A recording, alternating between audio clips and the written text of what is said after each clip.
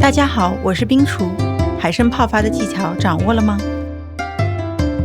今天我就用发好的海参做个捞饭，浓香又好味。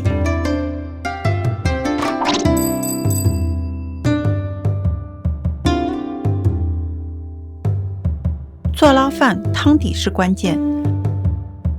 取焯过水的蹄膀、猪骨、鸡架、猪脚、鸡爪，加火腿、姜片、葱段，倒水浸没。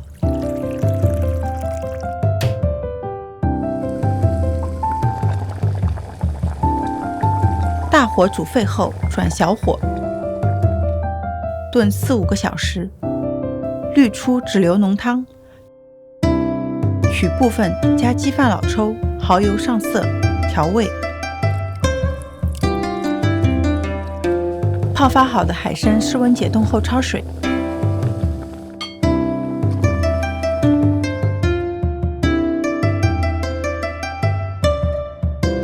再加入浓汤煮沸，勾个芡就可以关火了。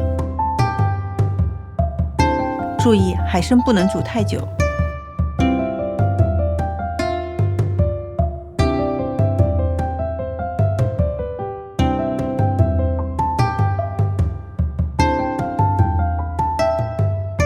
最后将汤汁淋在海参和米饭上，